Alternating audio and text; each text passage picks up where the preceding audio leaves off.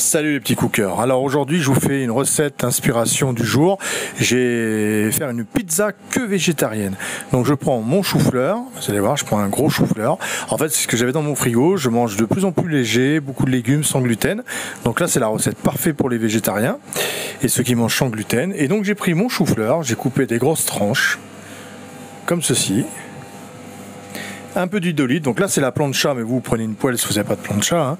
Et j'ai mis le chou-fleur, sel, poivre bien sûr, toujours bien assaisonné, et avec de l'huile d'olive, et sel, poivre, et on fait bien dorer les deux côtés de mon chou-fleur. Comme ça donne un petit côté rôti qui est très bon. Alors franchement je l'ai goûté, je m'attendais pas à ça, hein, mais c'était super bon. Avec une petite salade, je me suis régalé. Donc je vous la transmets pour vous. Et ensuite je mets dans un plat. Donc là je vais les mettre au four une vingtaine de minutes à 170 degrés. Tranquillement au four, 170 degrés, je rajoute un peu d'huile. Et voilà, donc là ils sont cuits, hein, ils ont passé 20 minutes à 170. Et on va commencer à les garnir. Donc j'ai une petite sauce tomate classique hein, que vous mettez dessus, tout simplement. On fait comme une petite pizza, hein, mais on met que des légumes. Voilà. Alors, bien sûr, vous pouvez varier, hein, mettre de la mozza, mettre du poulet, vous pouvez faire ce que vous voulez, du saumon même. Ça va ir très très bien. Donc là, je prends une courgette, je coupe en rondelles. Je mets un petit peu de champignons de Paris. Et je mets mes courgettes et mes champignons de Paris par-dessus, tout simplement.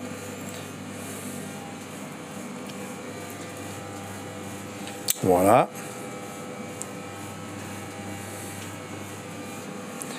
On met bien les champignons. Impeccable.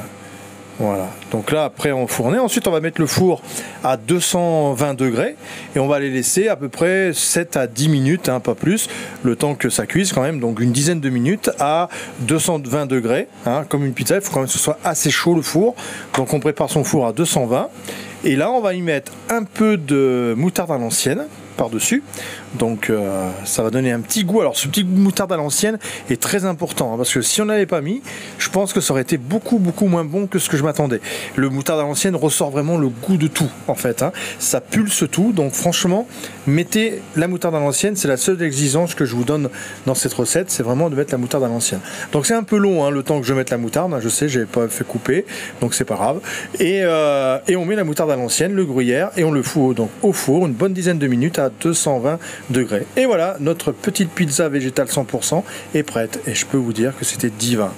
Allez, merci les petits cookers, à bientôt à vous et bonne journée. Ciao.